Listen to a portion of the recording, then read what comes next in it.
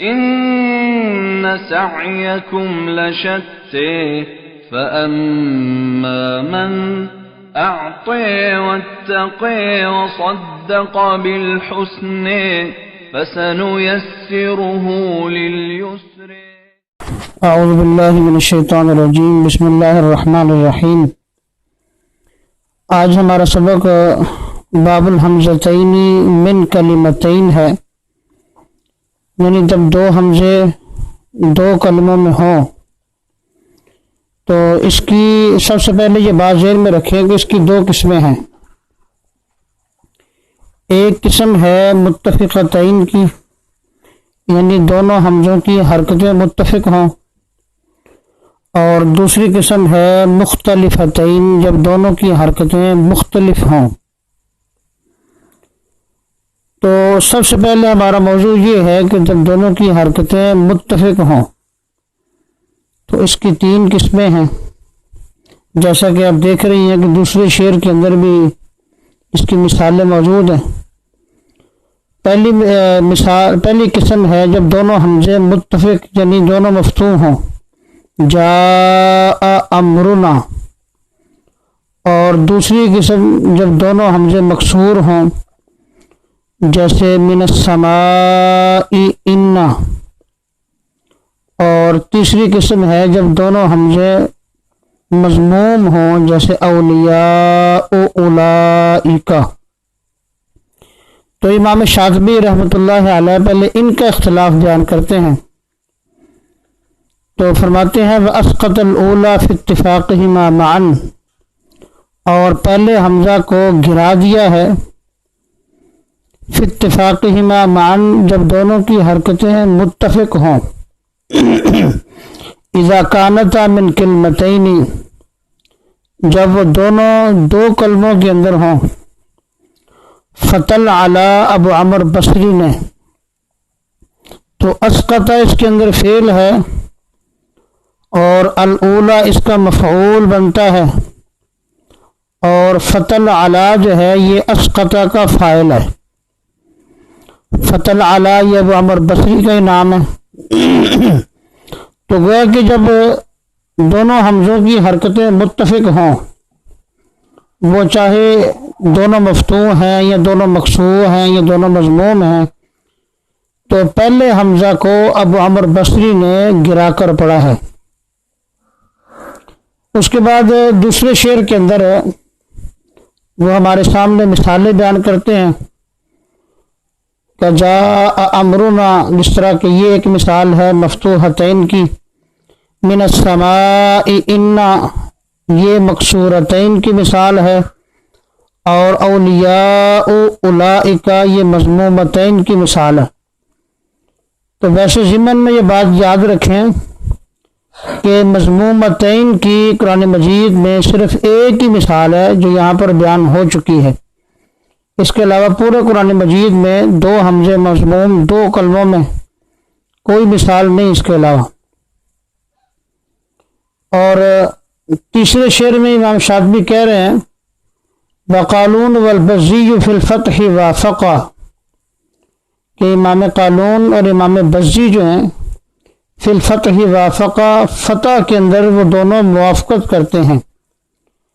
تو ہم نے پہلے شعر میں یہ پڑھا تھا کہ ابو عمر بصری پہلے حمزہ کو گرا دیتے ہیں، چاہے حرکت مفتوح ہو یا مکسور ہو یا مضموم ہو.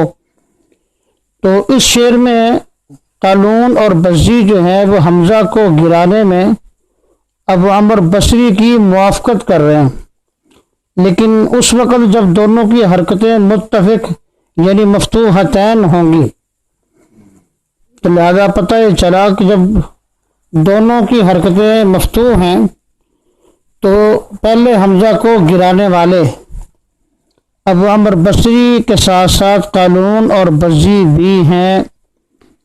وفی غیرہ کالیا وکالواو سہالہ، وفی غیرہ اور فتح کے علاوہ یعنی مفتوحتین کے علاوہ کالیا وکالواو، یا اور واو کی طرح وہ تسہیل کرتے ہیں.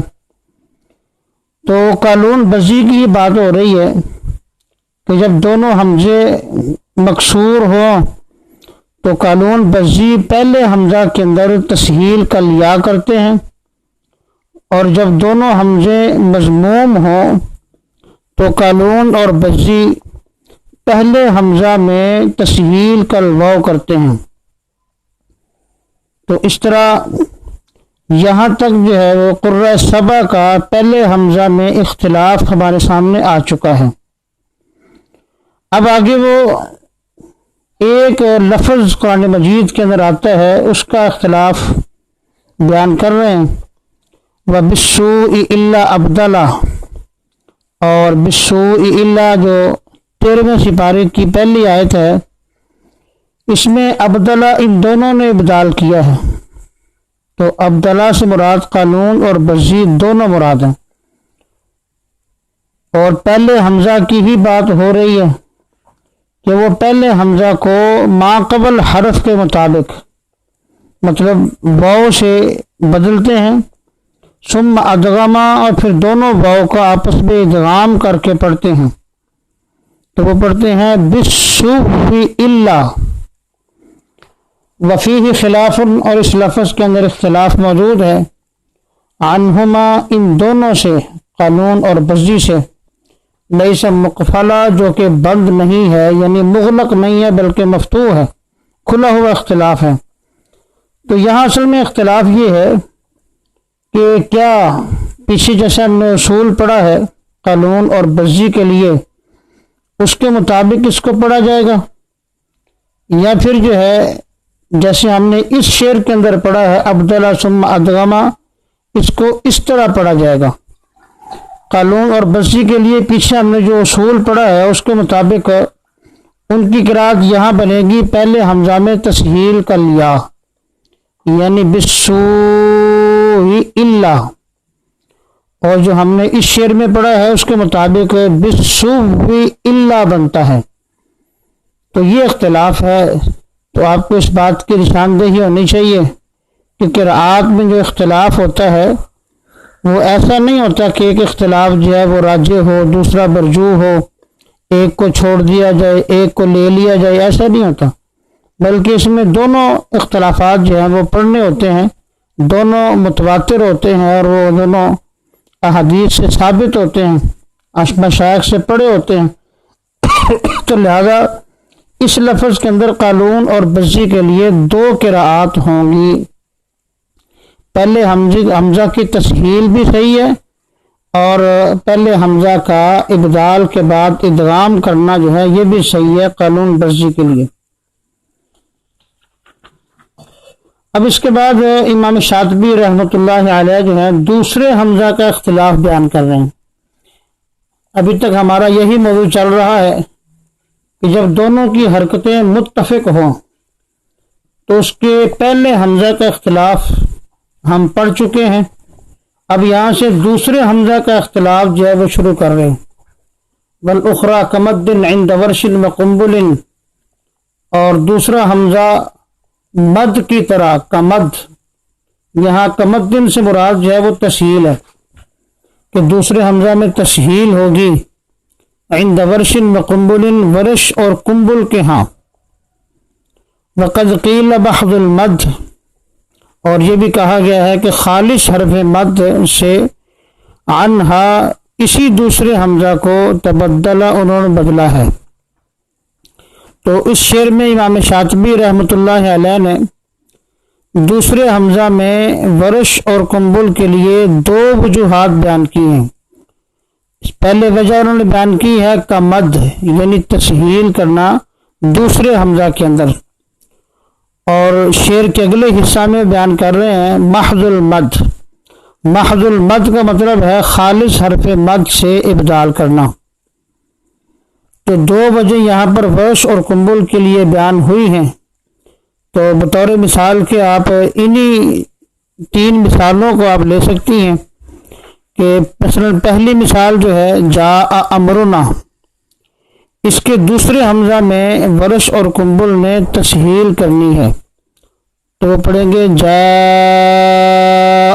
امرنا، اور اسی شعر کے دوسرے حصہ میں ورش اور قنبل کے لیے دوسری وجہ کا تذکرہ ہے کہ وہ خالص حرف مد سے بدلتے ہیں، تو وہ ایسے پڑھیں گے جاء امرنا، چونکہ دونوں حمزوں کے بعد ساکن آ گیا ہے تو حرف مد پیدا کرنے کے بعد جب ساکن حرف آئے گا تو اس طرح کر کے مد لازم بن جاتی ہے، تو طول پڑھیں گے وہ۔ تو اسی طرح جو ہے وہ مکسورتین کی مثال بھی ہمارے سامنے موجود ہے، میں پڑھ کے آپ کو بتا دیتا ہوں کہ دوسرے حمزہ میں تسہیل جو ہے وہ ورش قنبل کے لیے ایسے ہوگی من السماء ان، اور دوسرے حمزہ میں ابدال جو ہے محض المد وہ ایسے ہوگا من السماء،